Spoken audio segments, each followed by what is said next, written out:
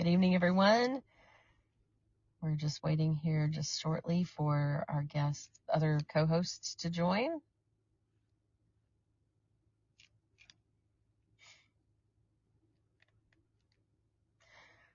Hi, crazy lady. We're going to wait for just a few minutes to let everybody join in. Hi.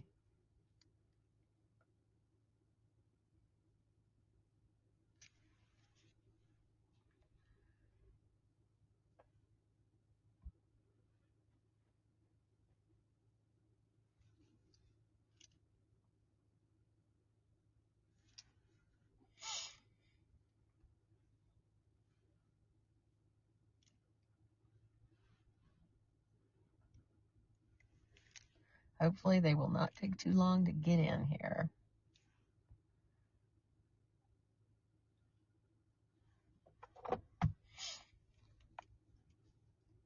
Hello, everybody. We're just taking just a couple of moments to doing the dishes, so you're going to be the voices in my head. You know what? That is awesome.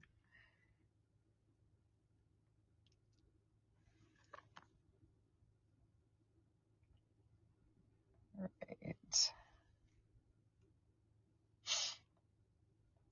Hello. Hello. Can you hear me all right? Yes, I can. Can you hear me? I can. Awesome. Okay. Now Let me we're just see if I waiting can. on Dacre.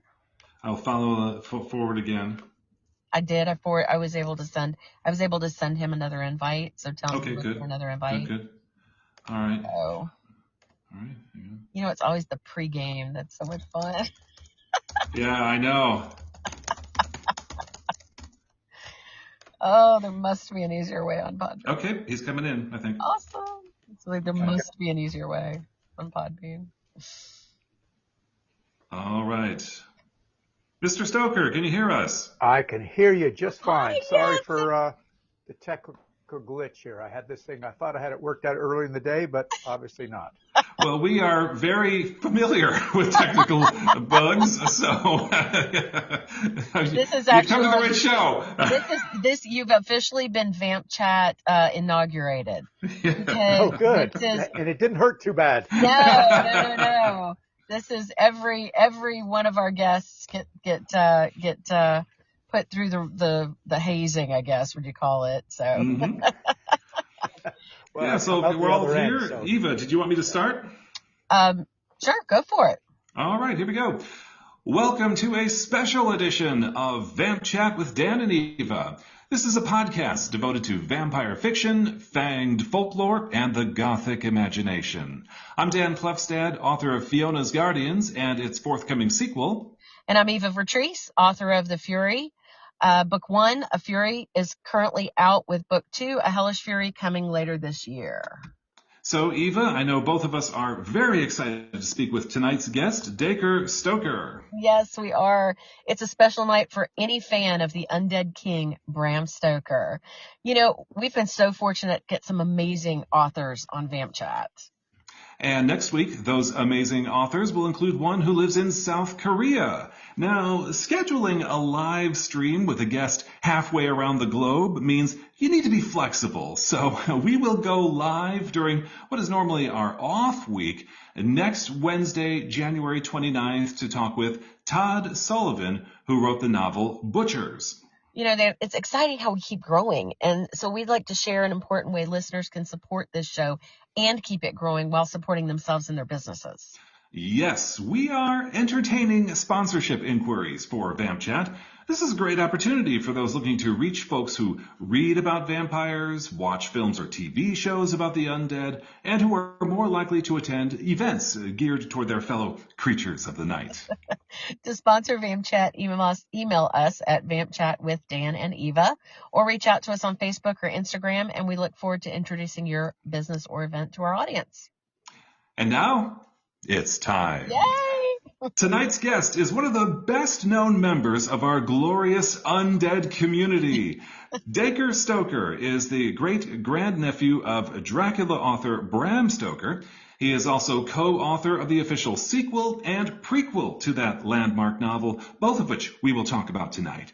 And last but not least, he is the chief curator of Bram Stoker's legacy, a duty that includes leading tours to important Dracula locations, such as Transylvania, which we will also talk about. Dacre Stoker, welcome to VampChat. Well, thanks, Dan and Eva. Thanks for having me. My pleasure. This is my maiden voyage with you guys, so glad to be aboard. Well, we are so glad to have you, Dacre. Before we get into the novels you co-wrote and the Transylvania tour, first, I want to go back to when you decided to become the guardian of Bram Stoker's legacy.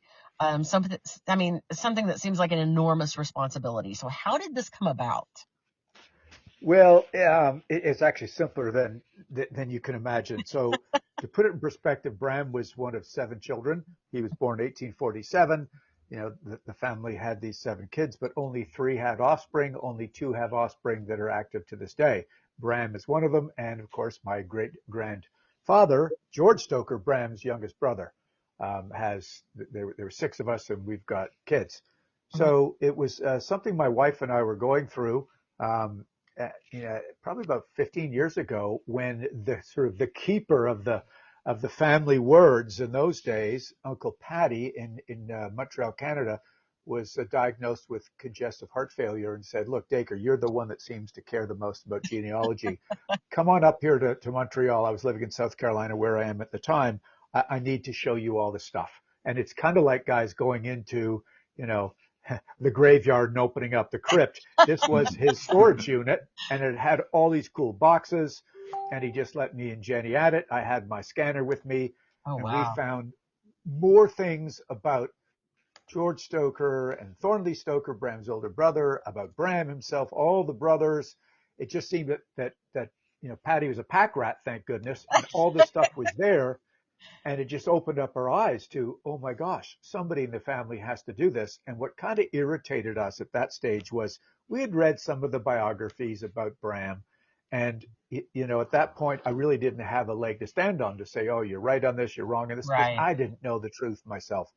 But it became obvious at that time that somebody in the family had to kind of stand up for some of the sensationalism, what was going on, some of the mistruths, and also just get to the bottom of, who was Bram Stoker, who was Right. George Stoker, all these cool things they did in life besides writing one of the most famous books in the world. Yeah, it occurs to me that one of the first adaptation in film was a copyright violation. We're talking about the 1922 silent film Nosferatu, directed by F.W. Murnau. That must have been an early signal to the family that this legacy needs to be protected. Yeah, and I'll make a long story short because, I've written on it. I had an article with my son who co-authored it with me in Scream magazine back in 2022, the 100th anniversary. But bottom line is, Bram died in 1912. He never saw his book adapted onto stage or screen. His wife, Florence, who knew Bram had a very legal mind and had protected all the rights, did all the right things to protect the rights, she had to bully the Incorporated Society of Authors to hire a lawyer to go ahead and start a court case against the German Prana Films company in German court. So 2.5 years later, they prevailed. Prana was bankrupt. They couldn't pay any restitution. The German courts ordered the films to be destroyed, but the films had already been distributed. So thank goodness the films live on, because we can talk about that later. What a great film it is, and an injustice that would have been. But the bottom line is, she did establish legal precedent. So you guys are authors. You guys should be happy. All authors in the world should be happy that legal precedent was set for unauthorized film adaptation of books.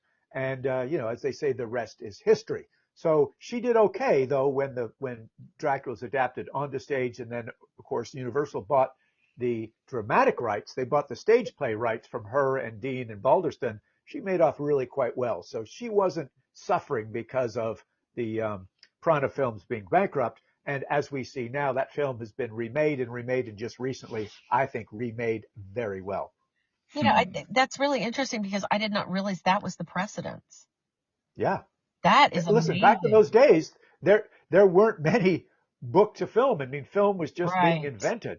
And apparently Prana Films had already done that to Robert Louis Stevenson, but they never, stopped. They never put up any resistance because it was just too difficult to do. I mean, you look at the timing. The World War I had just ended, and it was very difficult with communication and hiring lawyers in different countries.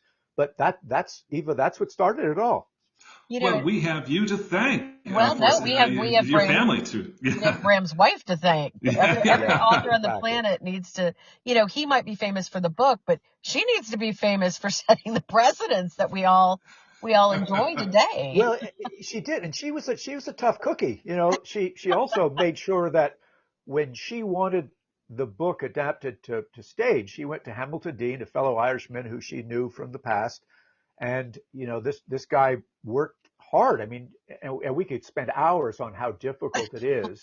I do lectures on how you would have adapted this 485-page book with hundreds of scene changes and different point of Right. views, epistolary style. Not an easy book to adapt onto stage, let alone take that and go on to screen. And that's a whole kettle of fish in itself.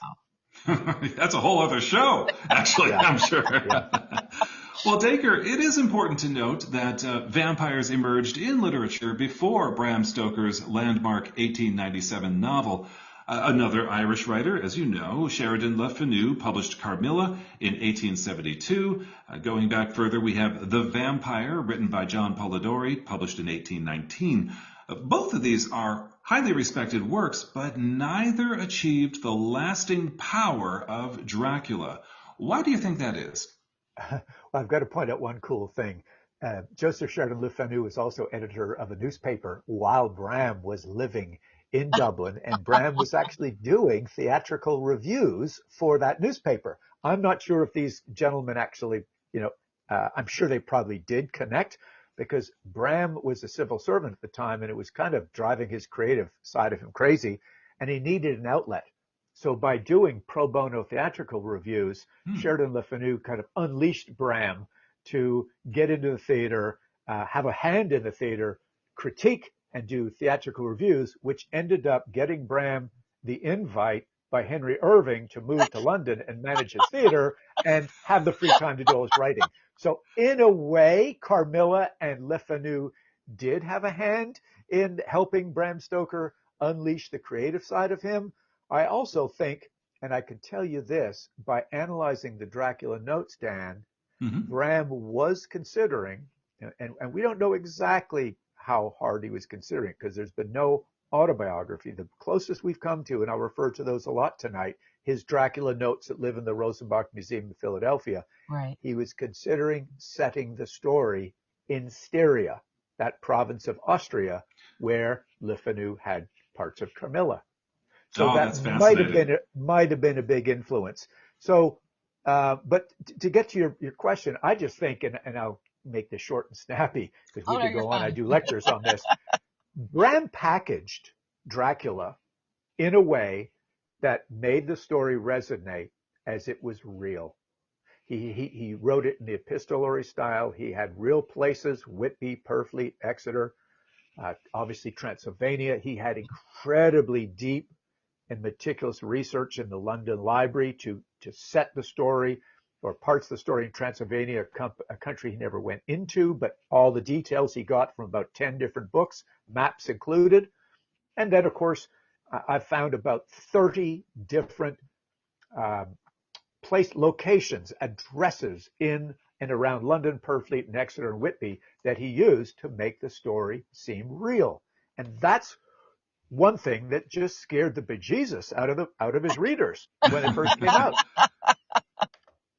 You're right. Yeah, absolutely. I mean, it is so real, I mean, it feels so real. That's one of the things, the things that makes that story, Dracula, so powerful. Well, I also think timing had something to do with it. You remember he wrote the book between 1890, 1896. It came out in 1897 on the heels of the Jack the Ripper murders.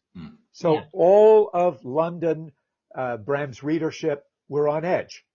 even at the Lyceum Theater, they had to change what plays they were putting on because people were scared to go out. They didn't need a dose of, scary reality in the theater. So Bram, by bringing in a supernatural creature, a villain coming into London, um, scaring people who were already on edge when there was also issues like reverse colonization and so on going on. He struck a nerve that was already raw in the Victorian era about what was going on and the sensitivities in London. He knew that because he was a very sensitive man. He knew from the standpoint of the theater what was going to get under people's skin. So he had that advantage working for him as well. Nice. Fascinating, really, really. That's you've opened up a whole new window for us into the world of Victorian London, and of course Bram Stoker's view of it. Mm-hmm. So one way that you've codified the Dracula legacy, though, is through Stokerverse. And, this gathers a range of books, audio, short stories, RPGs, all drawn from Bram Stoker's work. And it's especially tailored for game creators who can license and use this content. How did the Stokerverse come about, and how does this fit in with Bram's legacy? Yeah, I'm glad you asked that because, when I started this whole thing, it was simply, let's just understand Bram better. And then I was, put in touch with some writers who wanted to do a prequel and a sequel and so on.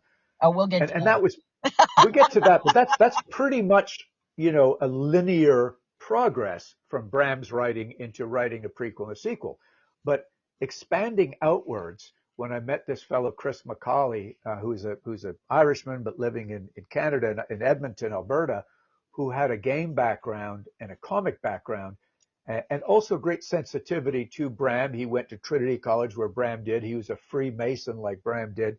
So he wasn't out to simply exploit Bram, but it was to deliver sort of the creativity in a similar way that Bram did back in the late 1890s in sort of a more multi-medium range, bringing him to comics, bringing him to audiobooks, bringing him to games and video.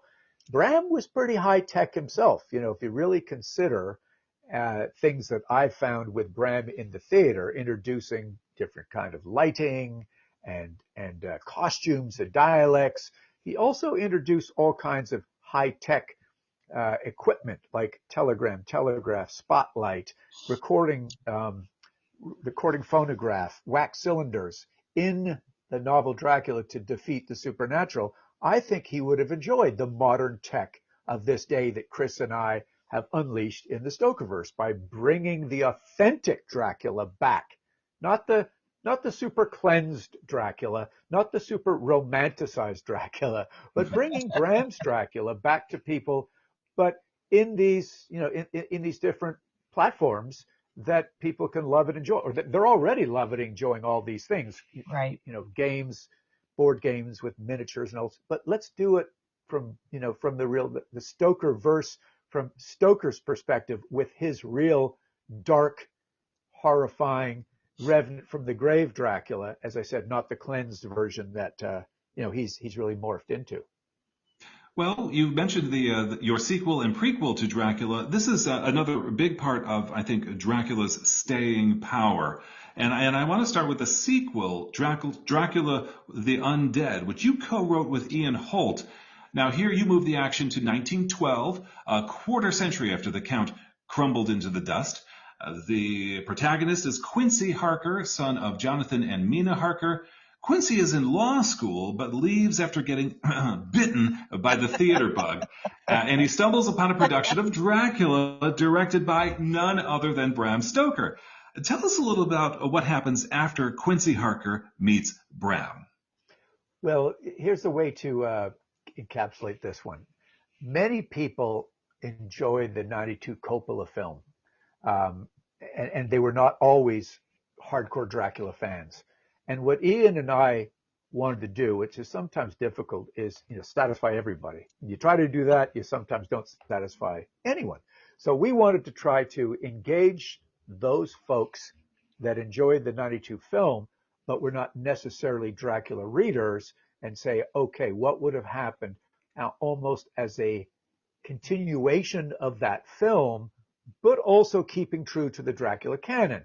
So we do know that Mina had a baby at the end of the novel. We do know that they went back to Transylvania to pay homage to Quincy Morris. But we're not really sure what happened to Mina when she had that blood exchange with Count Dracula near the end of the novel.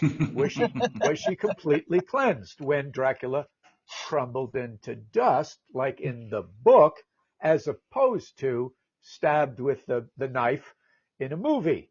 So we sort of morphed some of those things together, and what we wanted to do was do something really strange, introduce central characters to my Uncle Bram, bring them together and almost have sort of a face-off, if you would, and allow Bram to sort of justify, because he was a man of the theater himself, to almost like a young alter ego of Jonathan Harker. And spoiler alert, guys, I completely believe that Jonathan Harker in Bram's original novel is essentially the young solicitor Bram Stoker. You see, Bram did have a legal background. Before Bram went into the theater, he was a clerk in the Petty Sessions legal department. He was promoted to the inspector of all clerks in the Petty Sessions legal department all over Ireland. He then moved to London, and he was what they say called to the bar. That means he qualified to practice as a lawyer, which he did not formally. He managed his theater, but he wrote all his own contracts.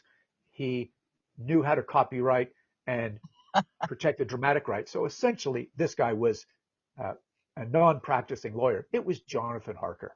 And so that's what we wanted to sort of allow that to live on, as well as figure out what would have happened to all those characters once that child is old enough. You see, Bram died in 1912, spoiler alert if you're going to read the book. And we wanted to say, and we came up with this term post-Dracula stress syndrome, what would happen to Harker and Holmwood? We know Morris died. What would happen to Van Helsing 25 years after? You get back to normal? You're the only guys in all of London that knew what was going on. No policemen were involved, which was strange. So you were having to hide the secret, knowing that the supernatural creature may or may not be completely destroyed. And then, of course, hey, he does come back in some way, shape, or form. Well, to your point, to your earlier point about Bram being the character Jonathan Harker, that does make sense because, a lot as authors, we pull in a little bit of ourselves into our writing. So, you write from what you know. And he knew that. And so it makes complete sense that he would do that. And then, the story that the sequel that you wrote, I loved it because it pulled so many of the characters from the original. You have Jack Seward, who's now a morphine addicted vampire hunter. That one tickled me. Jonathan and Mina Harker, who are still married but definitely not happy. She's been affected by her encounter with Dracula. Van Helsing is much older, but still after the monster. But then you add like new characters like Inspector Cotford, which I loved the, again, spoiler alerts all over this place. Just get used to it.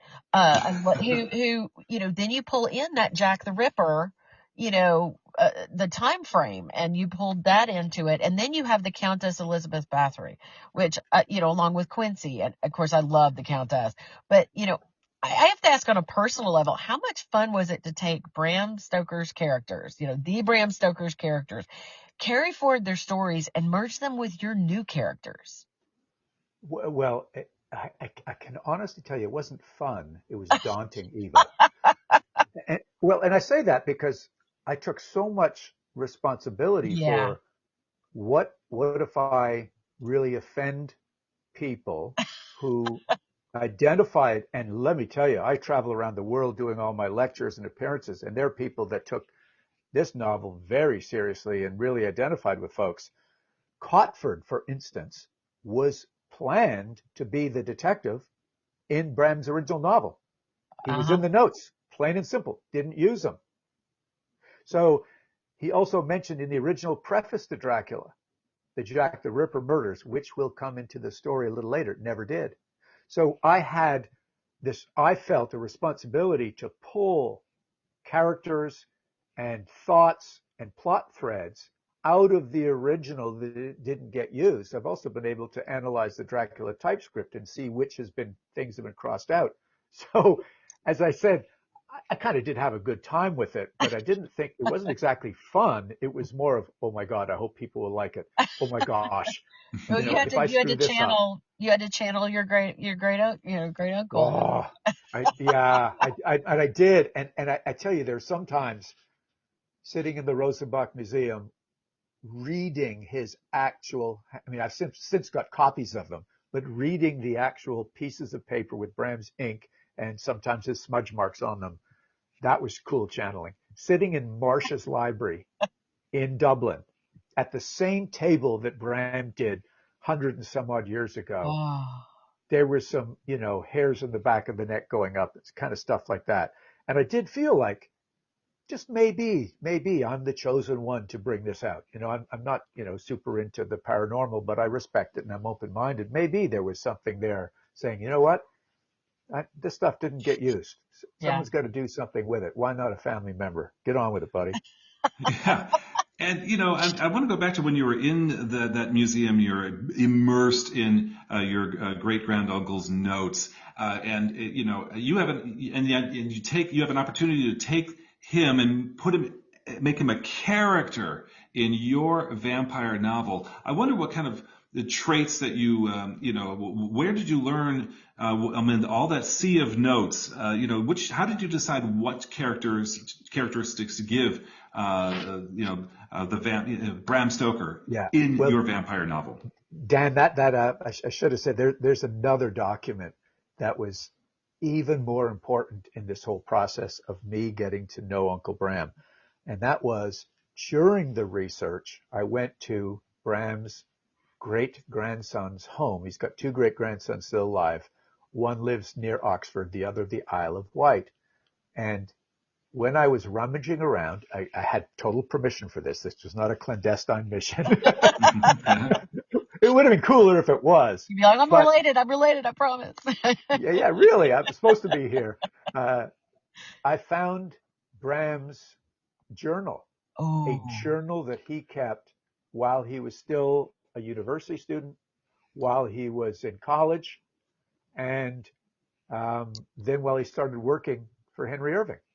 And that sort of 311 different entries over an 11-year period, that gave me the playbook, so to speak. Now, it wasn't the type of journal that, January 22nd, podcast with Dan and Eva. It was, thoughts that he had about certain things. There was no dates to them, although there was an opening date and a kind of sporadically along the way, some of the entries had, a town, Dublin, 1871, or Greystones, 72 or something. So I figured out where those places were.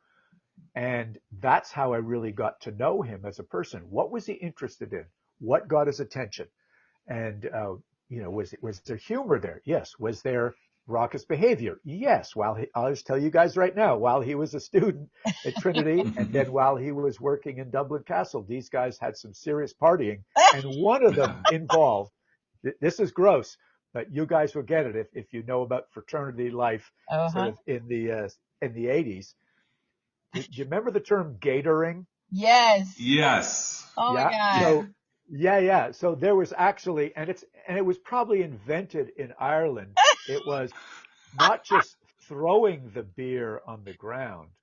Now get ready. This is disgusting. Okay. They would get these guys to drink so much that they would throw up on the ground and then slide through the throw up. God. So Uncle Bram was not all, squeaky clean. He enjoyed a good time as the other Irish brethren did. Yeah. And so with this entry, like when it got dry, they had to go find, we had to go find McBride, and we needed drink some more beers.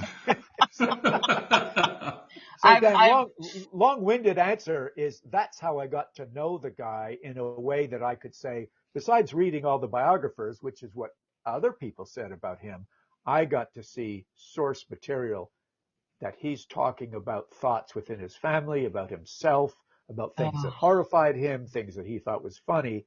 That really helped both in the prequel and the sequel to then characterize Bram.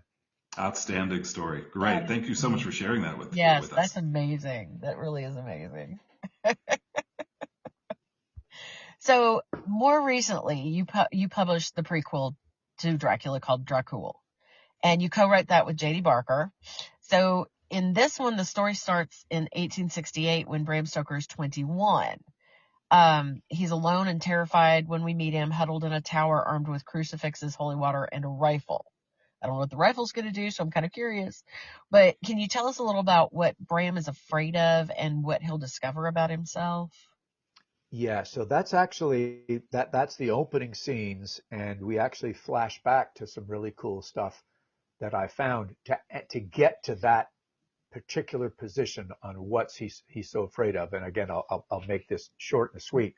I discovered in all my research that Bram was actually a very sickly child. That's a great term they use in Ireland. He was very sickly. They didn't know what the hell made him sick. But at 7 years old, he recovered. After consulting with many doctors who do forensic medicine, I really think it was a serious case of respiratory allergies and asthma. And when he recovered, when they moved away from the musty, mildewy environment of Dublin Harbor and they moved inland a couple of miles, a drier environment, I also don't know exactly what type of bedding they moved onto, but earlier in their days, the bedding was straw covered in linen and feather pillows. And if that got musty and mildewy and you have asthma, like some of his brothers did, and Right. it's also genetic in the family still to this day, that you're going to have a hell of a time breathing. And they had no albuterol, they had no puffers, they had nothing for asthma in the day. So I can only imagine that's what it was, because when he did recover, he started doing walking to build up his strength, and then race walking. And then within 10 years of him being infirmed, he became a champion athlete at Trinity College in race walking, rugby, rowing, gymnastics, all around champion at track and Wow. field. Wow. So his cardiovascular system, like many people with allergies and Yep. asthma, Yep. recovered. It wasn't thwarted by meningitis or any other disease that would leave you scarred. So that's my theory. So I needed to then create something fictional and supernatural to stand up to my theory that Bram writes Dracula as a warning to the world that vampires are real.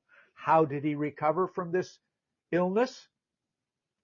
I think he might have been bloodlet because he had an Wow. uncle that was a famous bloodletting doctor. But from a fictional standpoint, they really did have a nanny who strangely showed up at the Stoker's house as a young lady and said, I need a job. You've got all these kids. Let me help you. Her name was Ellen Crone. Fictionally, we chose Ellen Crone to be that, let's just say, person with a mysterious background that might have had some sort of magic elixir to help Bram recover that later on makes Bram question the supernatural and the presence of vampires. Oh, fascinating. Hey, I want to go back to the sequel for just a second, Yeah. Dracula the Undead. I understand that your decision to co-write this novel has an interesting backstory. You were approached by Ian Holt, your co-writer on this. Do you mind sharing this story with us? Not at all. So Ian had actually approached that same Uncle Paddy, who was in Montreal, and Ian, I think, was just outside New York at the time, and Uncle Paddy was really the most visible family member. And Paddy said, no, I'm not interested. I'm not happy with the way Hollywood has sort of taken advantage of Bram and so on. So why don't you talk to Dacre? So I was not a writer. I was a school teacher. I was an Olympic athlete, Olympic coach. And it was like, yeah, I'll give this a try. But I said, I'm not going to do this until I've done a lot of research to hold up my end. I'm not just giving my name away, as a cash in. I said, give me a year. And that's when I got back in touch with Uncle Patty and said, look, I got to know everything I can about the family. And that's when he started opening up the family vault. And so it took, a couple of years for me to then go on to different conferences, visit the Rosenbach, become accepted as a bona fide researcher in the field so people would trust me when it came to, I guess, giving me good information. They were, when you create trust amongst a field of people researching themselves, it becomes a sharing environment. You have to give something and able to get something. Mm-hmm. Yep. And I wanted to make sure that I was on that even keel. I wanted to participate and write a book about continuing the novel when I'd only read the book once and seen a handful of movies. I had a lot of work to do in that year to kind of catch up to Ian and Alexander Gallant, the historic researcher that we used to help us place the story in all the right places, find all the right maps. I ended up doing that job because I learned from Alex when I was working with J.D. Barker on the prequel.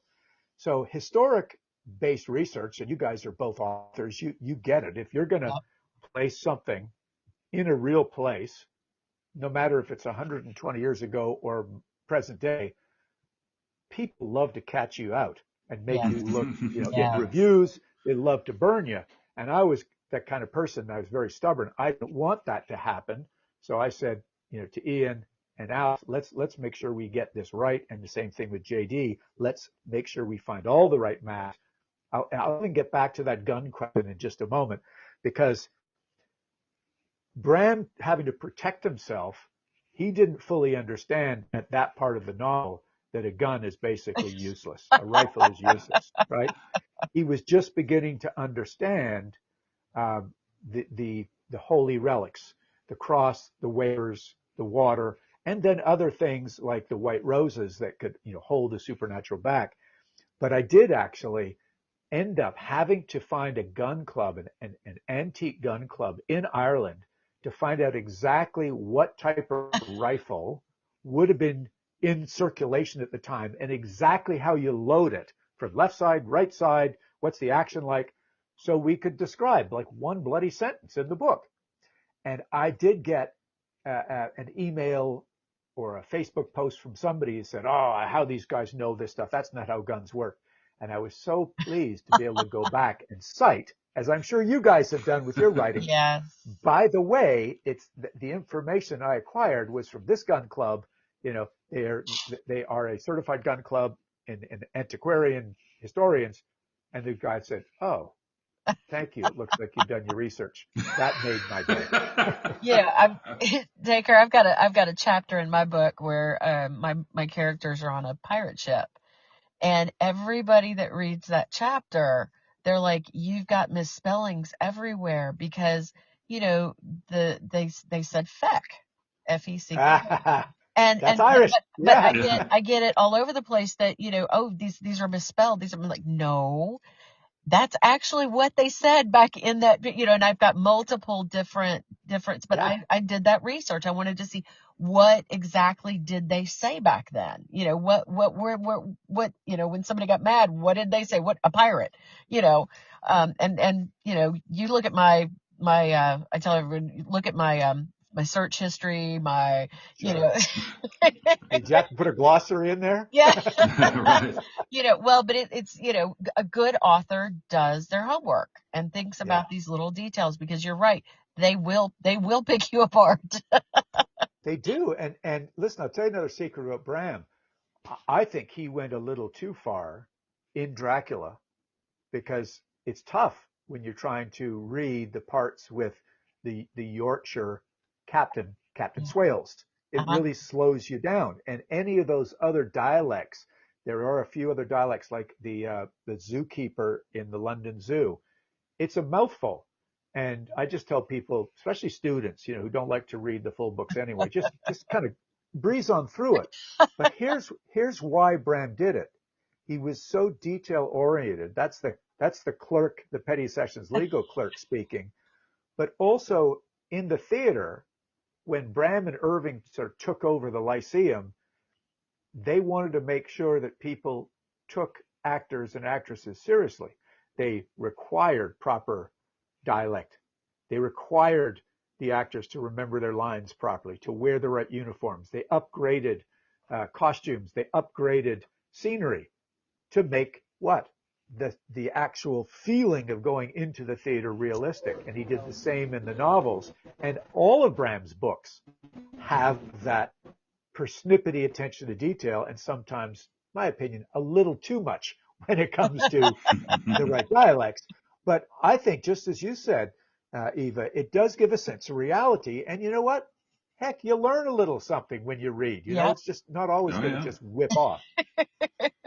Well, so one of the questions that I'm curious to know more about, how the prequel and the sequel fit in with Bram Stoker's legacy, and which I have to say, I'm so glad you made a mission to protect. And I guess what I'm trying to ask a little bit better is, to what extent are you kind of planting a flag and establishing an authorized timeline before and after Dracula? That's cool, because I am, in a way. So the prequel, even though the passage you read, came a little later, 1868, but we've got it right down to his birth. So I wanted to kind of cover, in fictional realm, Bram's birth all the way up to 1890, when he sits down in his office and realizes, I've got enough information here. I need to write Dracula as a warning to the world. So there's that. But there's a funny gap, you guys, and both of you, let me just ask you this. Have either of you heard about Dracula's Guest? I've heard of it. I am not conversant in it. Okay. Yeah. Well, here's the goods on it, okay? There is absolutely no question now, and I have proof, we just don't have time to go into all of it, that was chapter 2 originally planned in the novel Dracula. And it's a very cool short story. So to all your listeners out here, here's a freebie for you. There is a website called bramstoker.org. My wife and I run bramstoker.com, which is all kinds of other information about Bram Stoker, the rest of the family, and my books are on there. But bramstoker.org is run by a college professor who has all of Bram's public domain information. It's wonderful. There's articles, there's Dracula's Guest. The book was too long. The editor sat down with Bram and had a sort of a vicious pencil and chopped out 101 pages. I have discovered, and this is one of my latest works with Robert 18 Bassang, Dracula annotated for the 125th anniversary, all the bits that were crossed out or taken out of the Dracula typescript. And that is an original chapter which involved about 25 letters back and forth between the Count and the lawyers to establish how he was going to buy property in London, how he was going to move all his boxes of dirt to London, how the other characters knew each other. It was superfluous information. And his editor said, too long, cut it out. And then Harker starts his journey. He starts by train, or takes the train, goes to the coast, takes the ferry, and then the train journey. The novel, as we know it, he starts in Vienna. But guess what? Dracula's Guest takes you into Munich first, and then on to Vienna. But some weird stuff happens in Munich. And I'll just tell you, no spoilers here. You guys got to read it. You'll enjoy it. Dracula's Guest. And then the character recovers and goes to the Munich dead house, which is just where all the bodies are laid out prior to being buried because of worrying about premature burial. Bram was fascinated with that. And then also A Night at the Opera. Now listen carefully, where the opera, The Flying Dutchman, was being performed, Vanderkerken, which was foreshadowing of The Voyage of the Demeter. Yeah, the Demeter. Oh my gosh. Oh my God. Yeah. That's awesome. So those are cut out, and that is, if you were to insert those two things, getting back to your question, Eva, of the timeline, I've yet to do something with those that I would love to put those in comic book form or into short film. And then we get on to Dracula, and then, the sequel, Dracula the Undead. I have also worked on a book that's not published yet about the summer Bram actually wrote the novel, because I've discovered that he wrote it when he was in Cruden Bay, Scotland. He was there for 11 summers. I know exactly where he stayed. I've seen all the records of what hotel he stayed in, what houses he rented. I've even seen the castle there that he fashioned the internal layout of his fictional castle Dracula after, Slane's Castle. Yeah. This is just amazing. It is And just all this is amazing. available at bramstoker.org. Anybody can just go in and see all this? You can see 90% of the stuff I just told you at bramstoker.org. If you want the rest of it, you can go to bramstoker.com, and you got to buy my Dracula annotated for the 120th anniversary. Very good. Oh my God.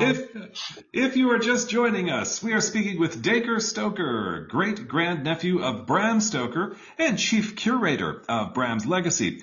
Dacre Stoker, stay with us while we tease the final segment of the show when we review a movie or TV series. And Eva, I understand you'll be reviewing a TV adaptation of, wait for it, Dracula. Yes, I'm going to review the 2013 series Dracula, starring Jonathan Rhys-Meyers. It only made it one season, but it's a very interesting take on the Dracula story. And Dacre, I'm curious to know if you've seen it, if you've seen this show. You know, I've watched about half of it. Not that I didn't like it. It's just, one of those things that I enjoyed it, but I didn't have the staying power for me all the way through. Okay. Okay, well, I'm hoping that you'll hang with us when we're done chatting and listen to my review and see what you think. Yeah. Now, I've also seen this, and Eva, I am very much looking forward to your review later this hour. All right, Dacre, back to you, sir. I imagine it just warms your heart to hear yet another reference to Dracula content, such as the series we just mentioned. Count Dracula, like his German doppelganger Count Orlok, is everywhere in our culture. Why do you think he keeps popping up with new interpretations generation after generation? Well, I guess first of all, he's a character that we don't really know exactly where he came from. It's very difficult to kill him because of all the different folklores attached. Different writers, like ourselves, as we know, we choose to follow different tropes. So the Dracula character is part of this worldwide myth of the undead, and some people call it the vampire, the Nosferatu, the Strigoi. So every culture has some kind of fascination with the afterlife. And Bram Stoker, as I mentioned at the top of the show, just packaged it in a different way. And that has inspired so many people since him. I mean, the King himself, Stephen King, Anne Rice, Charlene Harris, Eva Chelsea Vertrees. Quinn Yarborough. Everybody has gone in so many cool different directions with this afterlife, the romanticized, the horrifying. The latest film, Nosferatu, is back again with a real badass Skarsgård as Orlok. So he's so undefined that we don't get tired of him because he can get reinvented in a fresh way.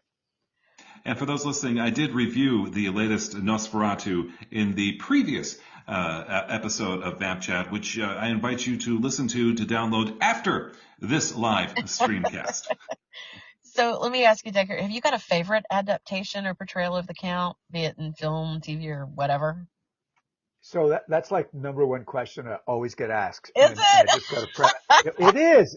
But I mean, here's the quick one. I have favorite adaptations that don't have anything to do with are they the most faithful to the novel. So I have two categories, Absolutely. right? Faithful to the novel is the 1977 BBC miniseries with Louis Jourdan. Okay. But it's 77, it's pretty dark, it's pretty dated, and they didn't have a whole lot of effects and so on. But that's, if you want to, as I tell kids, if you don't want to read the book, go watch that. But favorite, there's a few of them now. It used to be the 92 Coppola version, even though it kind of irritates me, and I've got to know Jim Hart, and I rib him on this, the screenwriter. Why the hell did you call it Bram Stoker's Dracula if it wasn't, much like the book? And he says, I was under great pressure to make this film that people would want to watch. And at that time, 1992, we needed a vampire film to go mainstream. And to make it mainstream, not just horror, we need to make it a romance. So he came up with the bright idea of the reincarnated wife of Yeah. Vlad the Impaler being Mina. And you know what? 4 Academy Awards, the thing's still going strong. He was right. Some of the hardcore Dracula fans hate it because it's not like the book. I love it. I thought it was a great movie. And But we I love will, it too We love here it at too. yeah, VampChat. We love it too. but I also like Last Voyage of the Demeter that bombed at the box office Yes. because I thought it was just a great, it scared the heck out of me. The jump scares, it was claustrophobic. And look, I also like Renfield, Nicolas Cage. It was a horror comedy. Nothing, I'm not trying to tell anybody it's like the book, but I got entertained. What's Yep. not good about that? Yep. Absolutely. And So, the Netflix co-production with BBC, Close Bang. yeah. Yeah, Yes. it was controversial. The first two episodes were really cool, and then the time jump to third one, I was entertained. To me, again, thank you, Moffat and Gaddis, for making it a Sherlock Holmes style Dracula. But that's what keeps the story going. Fresh approaches, reimagination, and it'll never stop until somebody does the penultimate. And I think it's got to be a streaming series, you guys. Maybe even putting my prequel and the sequel together with Dracula and make it a couple of seasons and make it Oh, the that'd be real deal. great. That'd be awesome. Oh, Yeah. Yeah. Yeah, you mentioned, Dacre, the 2020 BBC Dracula that was on Netflix. The one change that they made that I thought was just a masterstroke was turning Abraham Van Helsing into Sister Agatha Yes. Van Helsing. That was just a brilliant stroke there. Yes, Yeah. it was. And look, we know what's going on in Hollywood. You've got to show some diversification. Yes. You've got to have, but that was brilliant. I thought Sister Agatha, who really was the sister in the novel, but she was given, as you said, Dan, a much larger part. Mm-hmm. She was much more the investigator that didn't just hang out in the hospice. She got involved in major investigation. That was brilliant. And I've actually seen this done in other places on stage where they've utilized those effects, which have been very effective. So what is your least favorite adaptation of Dracula? I can't tell you. No, I don't want to put anybody's artistic interpretation down. Obviously, people don't go out to do a lousy movie, but it just sometimes they don't get the funding or it just doesn't come off well. I love the comedy interpretations. What We Do in the Shadows. It's not purely a Dracula film. I like 30 Days of Night. No Dracula, but boy, that's very unique in Alaska. Let the Right One In, Swedish adaptation. I've been to Sweden a number of times. Scary as hell. So Yes. there's all different versions of it. And I will say, but I'm not going to say them. I might have seen ones that I don't like so much. But it's like, hey, everybody's got their opinions, and what's not good about giving it a shot to try to interpret one of the most incredible stories of all time and get it out there for people to enjoy. That's Very diplomatically put, sir. That's a really good answer. All right, Dacre. So we're excited to talk about the tours you lead to important Dracula locations, starting with your upcoming Transylvania tour leaving on June 6th. So tell us a little bit about the places you'll visit, what the participants are going to experience on their undead journey. Well, if they're lucky, it'll be quite a live journey and not undead. So we might be visiting the undead. So, I thought it was interesting. I've been to Romania now 15 times. I'm now a part owner of a vineyard in Romania called Stoker Wines that we've rebranded. I love the country. And I also feel that it's a country that the Stoker family owes a debt of gratitude for because Bram went and borrowed the name and some of the mythology from. And so why not give something back? Bram never went there. I found all the books that he used for his research in the London Library. He could have been there by looking at these books. Other people have. And luckily they wrote books and did maps. So I like to take people and reference all the spots that Bram found in these research books and how he used them in the novel. So we actually go to Klausenberg, which is now called Cluj. We go to Bran Castle, which Bram used the exterior of Bran Castle for the exterior of his fictional castle. The fact is, the actual location of his fictional castle is 400 miles to the northeast. We actually go up there as well. And it's an extinct volcano. And I've shown all the proof because he left his notes and he actually left his lines of longitude and latitude showing where he intended this castle to be. We go to Bistrica, where Jonathan Harker started his carriage drive. We actually stop in the Borgo Pass and have lunch and look around and read passages of the book. We actually take people to the place where Vlad the Impaler was born in Sighișoara. We go to Targovista. We go to the Princely Palace and different, there's a number of palaces that he hung out at because this was the man, even though Bram learned his name in Whitby and London Library, the London libraries in different books there. So we got to investigate Vlad the Impaler and see what the connection is. And I tell him exactly what Bram found, and it was the connection to the name Devil and how this all worked into his mythology. So we go by, I like to take these mini buses, these 15 passenger buses. I don't like huge tours. We go at a leisurely pace. We stop and do readings along the way. We go to different hotels where we stop and watch movies. I give my lectures along the way at different places. I bring copies of Bram's notes and we play kind of games with them to try to discover certain key words.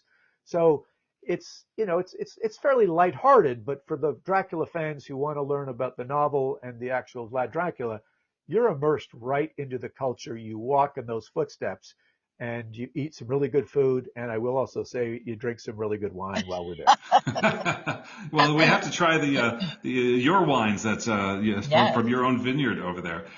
You have also led trips to Whitby, England, where Bram Stoker stayed while writing key Dracula scenes that took place there. Also trips to Dublin, Ireland, where Bram grew up and began his writing and theater career. When did you first get the idea to lead these tours? When I started going to them myself to do the research, I thought, wow, I can't keep this to myself.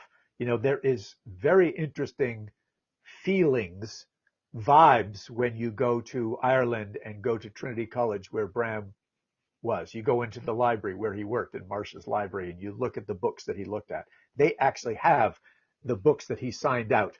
They have his name signed into the books that he signed out. You can go to the Whitby Museum and see the books that he looked at. You can stay in the same apartment that he stayed in.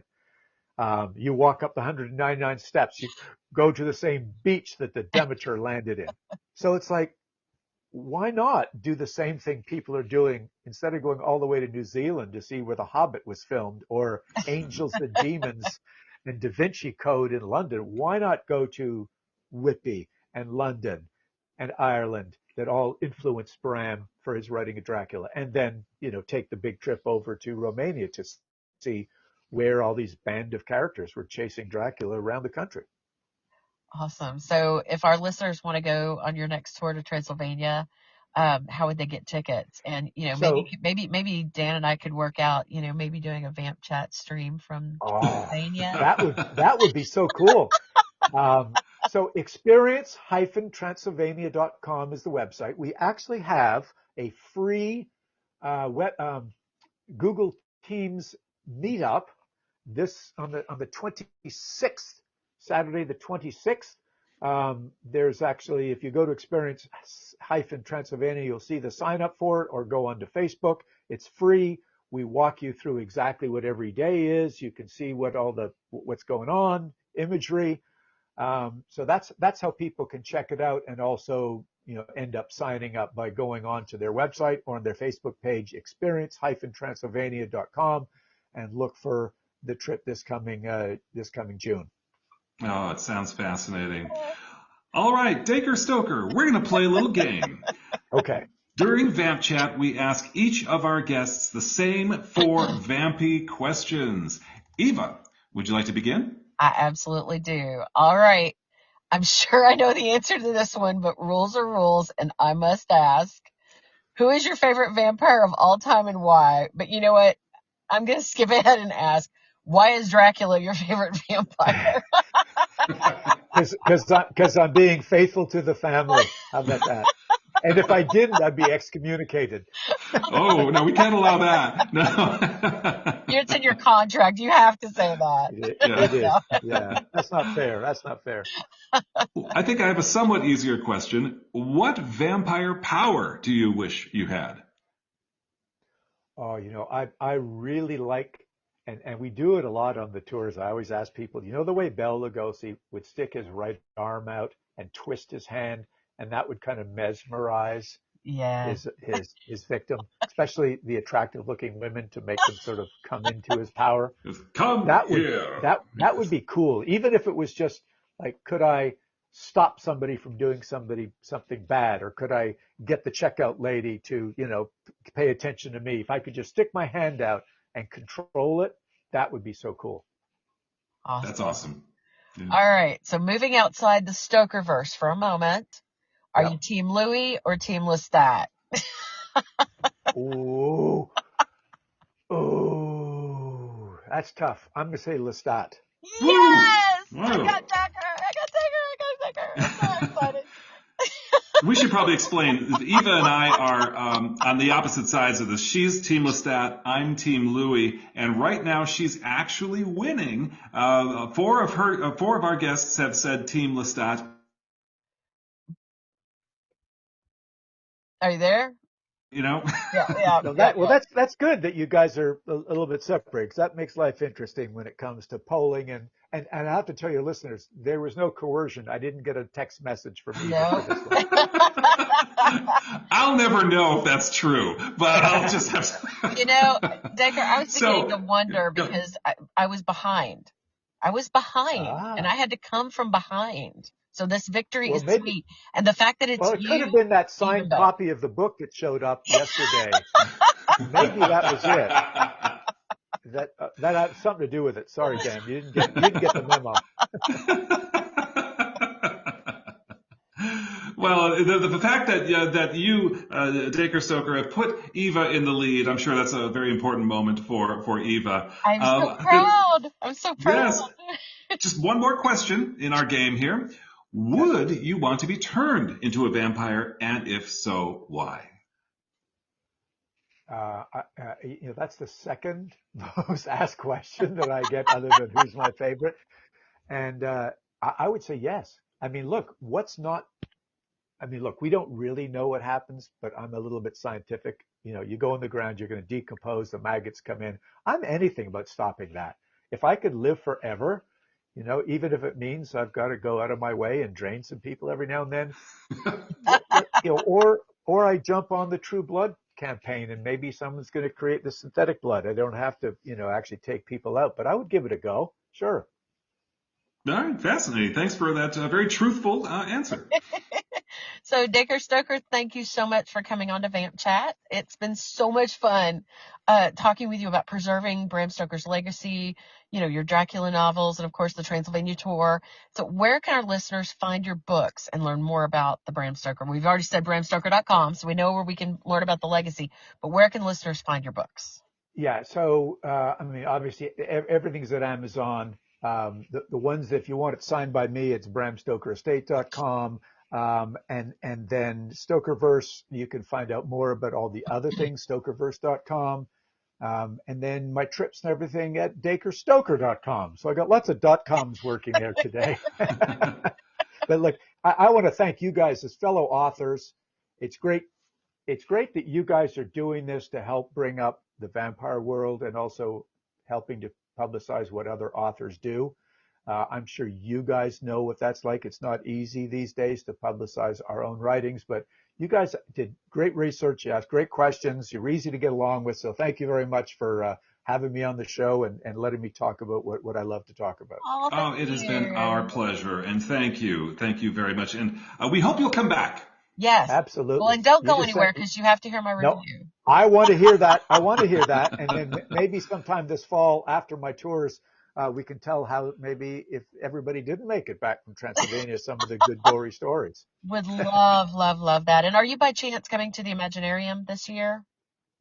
I don't know if that's in the cards just yet. There's Okay. so many things going on with Stoker Wines that it's launching in England and the US, that I have to keep we were basically waiting for lawyers to tell us when the copyrights and trademarks all work, and then I start rushing out. So I'm not sure if I'm making it, but boy, I love that conference. It's not far from home for me in South Carolina, so it's one of the easier ones to get to. So if not this year, it'll definitely be next year. Well, I will keep my This fingers year, crossed. yeah, we will keep, because this year we're doing a live stream VampChat from the main stage at the Imaginarium in Louisville. And if you're in the neighborhood, Dacre, we would love to have you on. So, Yes. Yeah. That would be so cool. I will definitely keep that in mind. But thank you for the invite. all right.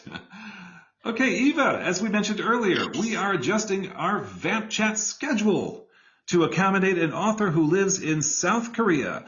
Our next episode will be next Wednesday, the 29th at 7 p.m. Eastern. That is normally our week off, but we are going live anyway to speak with Todd Sullivan, author of the novel Butchers. That's right. Todd is a teacher who lives in Seoul, South Korea, which is, I don't know how many time zones away. So many time zones. So yeah, for us, it'll be 7 p.m. Wednesday, but for Todd, it'll be 9 a.m. the next day. And the reason we're doing this is because school is out in South Korea for the Lunar New Year. Ooh, I wonder what year it'll be, like the ox or the snake, maybe? I don't know. I'm not sure it matters for us, because every year in our world is the year of the vampire. This is true. Anyway, we will talk with Todd Sullivan about his novel Butchers, which is set in Seoul. And by the way, Butchers is billed as an example of extreme horror. So not for the faint of heart, but it was fascinating. And we'll talk with Todd Sullivan next Wednesday. I'm looking forward to that. Again, big thanks to our guest this evening, Dacre Stoker. I hope you continue listening for Eva's review of which is coming up now. It is time for us to reveal what vampire video content we've been consuming. And Eva, you've been rewatching a TV series from 2013. Yes. So I am reviewing the 2013 series Dracula. And Dan, let me first say that I love this series. You know, that said, I have to admit, I really struggled with how I wanted to present this review. In fact, I struggled with it so much that it wasn't until I chatted with you last night and got your thoughts on the show that I realized why I was having so much trouble. See, I can't look at the series in the same manner as a traditional critique. I mean, the acting was good, but no Emmy-winning performances. Each cast member fit their part pretty well. The costumes were elegant. Scenery was adequate for Victorian London. But again, no one was going to win Best Set Design. So I had to really look inside and figure out what made this show stand out and capture my heart so completely. Because I'm telling you right now, it's one season, just one season. And I've watched this like 5 times. I have it on DVD. And so to answer this, and I'm so glad that Dacre is staying on, I have to take a step back in time to when I first read Bram Stoker's Dracula. And even though I'm an author now, I was not a reader back then. And Dracula was one of the first books I read all the way through. And the more I think about it, I think it was the first book I read all the way through. And wow. Yeah, and when I was finished, I read it again. I bet I've read it 10 times since then. It is my go-to book. And the simple fact is, I love the story. And it hasn't stopped with the novel. If there's a Dracula movie out there, I bet I've seen it. I've seen Dracula plays, Dracula cartoons. Heck, I'm even a fan of the singer Kim Dracula. Okay. So, yes, I love vampires, but there is something about the Dracula story that has simply entranced me. Now, because I'm such a Dracula fan, and I've seen so many versions of the story, it is very rare that something stands out as truly unique. So enter Dracula 2013, the series. I mean, wow. So someone took the original story, kept the characters, added a few new ones for flavor, and then completely rearranged the chessboard. And for me, it works. So let's get into it, shall we? All right. All right. And there are a few spoilers in here, but you know what? It's only one season, so I'm not going to be too concerned about it. And it's still, in my opinion, worth watching. So, all right. Let's start with the Order of the Dragon.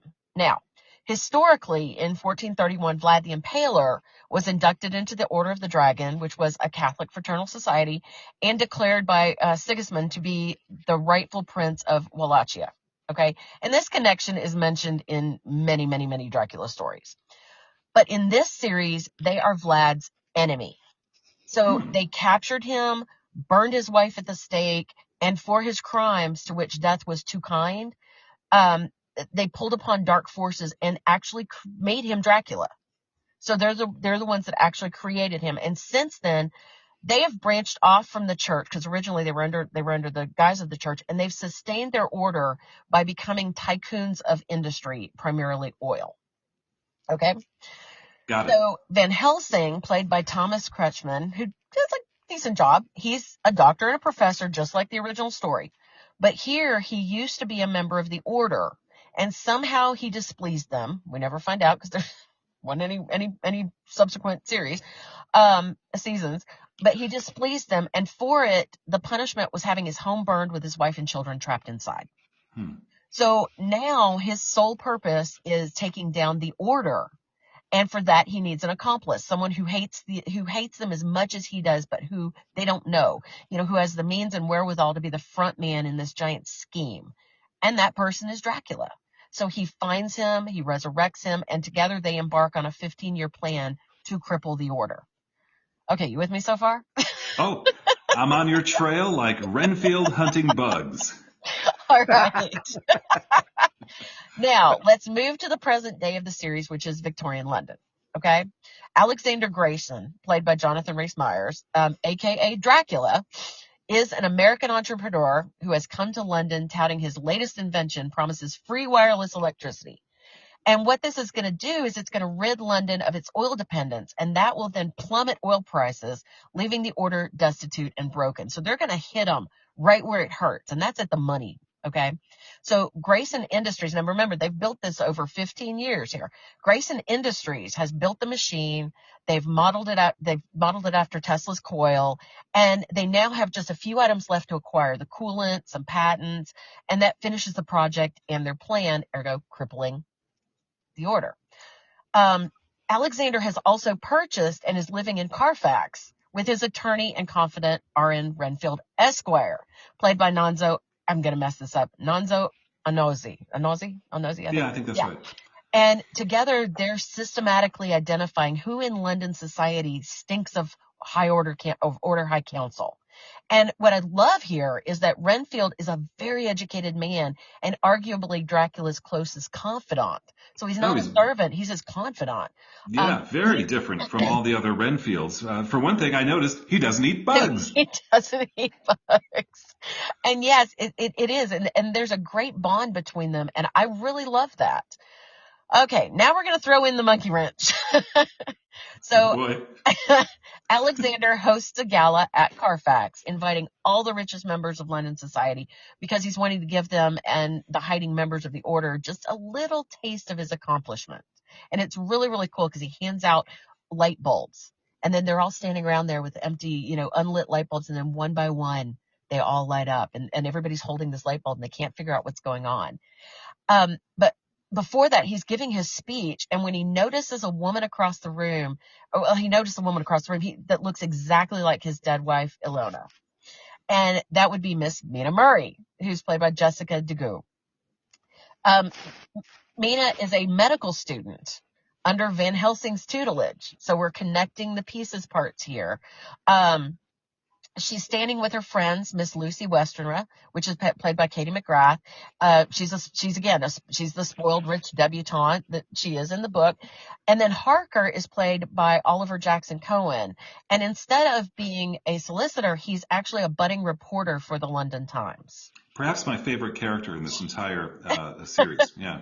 So there's also one more prominent new character we're introduced to, and that's Lady Jane Weatherby, played by Victoria Smurfit. Sorry, that name kills me. Smurfit. But she's the promiscuous socialite. So her husband is ill. He's off at another estate, and she can basically just do whatever she wants to do. But she's actually on moonlighting, so to speak, as one of the Order's top vampire hunters. So that's really cool. That's, I mean, a great gig for her. I mean, yeah. So, I'm not going to spoil how all of it plays out because I want to preserve some of the fun of watching it. But what I can tell you is, there is a relationship with Jonathan and Mina involving an engagement. Lucy figures prominently as Mina's friend, and her fate is pretty predictable. The relationship between Van Helsing and Dracula is also predicated to go sour. And the pull between Mina and Alexander, aka Dracula, permeates the whole thing. Okay, the whole thing. A lot is pretty predictable. But for the rest of the traditional story, you have a rearrangement of the chessboard. And it's like anyone's guess who gets the checkmate. And it's a new spin with endless possibilities we never know about because it never went into a season 2. Right. Yeah. So, I remember when I first watched this show, I was so excited to see a story I love so masterfully told in this like completely different fashion. I mean, in the novel, the main character, even though the book is named after him, it's really kind of not Dracula. The real main characters of the book are Jonathan and Mina, in my opinion. Dracula is the monster. And so he's there, but you don't really get to know him past really being kind of a monster. In the series, you get to know Dracula. I mean, he steps more to the foreground. He's the prominent force, and you even have empathy and want him to succeed, but by any means possible against the order. And you get a deep dive into his love for Mina. You see the bond between him and Renfield, and in the end, he's not quite the monster you think, but yet he still is. Oh, all right. And so, so in my opinion, it's totally worth watching just for like this fresh breath injection. And, that's pretty much my review. I mean, it's the same story, but it's just done so differently. And it's so hard to quantify. Well, the famous Hollywood line is, "Give me the same, only a bit different." That's it. Right? Give me the same, only a bit different. And they did it. They did this. They did this. They succeeded. So. Well, nicely So, done, Eva. Mr. Stoker, if you are still listening, I've got let a us know what you question. think of Eva's review. Well, I think it was excellent. She obviously was very passionate and brought up some very good points, and to the point where I think I better get myself to continue watching it. Now, if I don't have, which I don't have, the DVD set, is it still? It was NBC, right? So it might be on their streaming platform. You Yeah, I'm can, getting it yeah. on Amazon Prime, actually. Amazon So, Prime. Okay. yeah. So that was question one. Question two is any idea why it didn't have a second season? Was it just not interest with the audience, or was there problems with the cast? I mean, who knows what it is? Do you know any insight? I do know why. Are you allowed to tell us, or Yeah, just I'm totally allowed to tell you. You can look this okay? up. But Jonathan Rhys Meyers, um, he followed along your uncle's partying He did the philosophy. Gatoring thing, but maybe a little too He much. he Yeah, imbibed quite often to the point that they just didn't really want to continue. And it's so that's too sad because bad. he does a Yeah. good job. But Yeah. apparently he, that was, I'm sure, they're really, I don't know what the ratings were, but that was primarily the reason. So is they So just, you their know, lead I actor was do. drunk. That's too bad. I mean, I've heard this, not the drunk thing, but I've heard so many people disappointed because, like you, they Uh-huh. enjoyed it. It was original, um, and and and it was like, oh, God, if it's going to be on NBC, that's prime time. That's the big Right. stuff, Mm-hmm. and that means we have arrived. I mean, look, you guys write the vampire world. Anytime we get this affirmation that there's a primetime vampire show like this Nosferatu that's out there now with a good box office hit, that's good for all of us because Yes. then it helps publishers want to publish more of our work and bookstores put more of our books on the shelves. So I'm going to go back to it, and so I thank you for turning me. I Yeah. appreciate that. It is very well worth watching. And Okay. it ends on a not, well, it leaves a lot of, well, I've got some more to say about it, so I'll just hold that. So Okay, all right. Okay. Well, Okay. Dacre, thank you very much for sharing your thoughts about Eva's review and for hanging out with us for that. Stay with us because there's actually a bit more.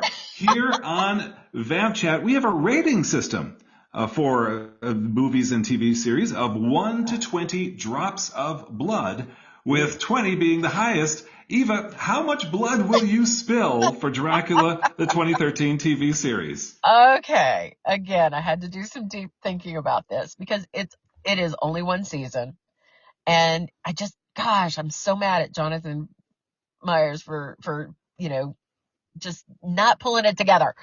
So and so because of this, it does have some things left unknown that would have hopefully been flushed out had it continued. Like, what was the crime that that Van Helsing did that caused such a hard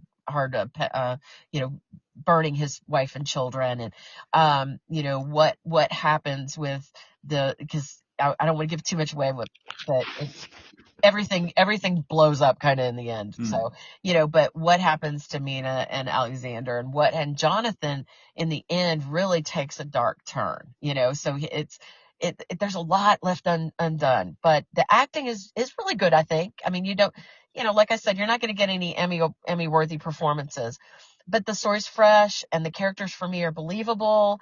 So I'm going to give it 18 drops of blood. 18 drops of blood out of 20. That's pretty good. That's actually a serious recommendation. Yeah, it's such a different spin on the traditional story, and you have to admire. I would love to meet the writers because they really did a great job of taking the same and making it different. Well, I think 18 drops is a fair rating, and if I were reviewing this TV series, I'd probably give it the same. Yeah. Oh, that's cool. Yay. Well, that's our show. Yeah. Thanks again, Mr. Dacre Stoker, for joining us. Again, it's been really wonderful having you on, and of course, you are welcome back anytime, sir. So. Well, thanks, Dan and Eva. Absolutely. I appreciate it. And yeah, with 18 drops on that one, I think I'm going to have to take a sip of some of those and go rewatch it and get back into it. Well, right. call me if I've woefully understated or overstated the. Okay. I'll hold you to it. How about that? Okay. Okay. Thanks, guys. Thanks so Thank much. you. Okay. Take care. Have a good night. All right. Good night. Bye-bye. Well, that's our show. Be sure to listen to our next episode, which will be January 29th, next Wednesday at 7 p.m. Eastern. We are adjusting our schedule to accommodate Todd Sullivan, author of the novel Butchers. And a big thanks to tonight's guest, Dacre Stoker. So, like we said, Dacre, we would love to have you back anytime. Oh, absolutely. Absolutely. Now, I'm sure someone out there is thinking, hey, I'd like to sponsor VampChat. How could I do that? It's easy. All you have to do is email us at vampchatwithdanandeva@gmail.com or reach out to us on Facebook or Instagram. And we look forward to introducing your business or event to our audience. All right, children of the night, we wish you safe dreams. Just keep an eye open for those creatures of the night. And if you can't sleep, we have vampire books to recommend. Be sure to sink your teeth into Eva's novel, A Fury. Or this might be a perfect night to devour Dan's novel, Fiona's Guardians. And with that, we bid you good night. Good night, Eva. Good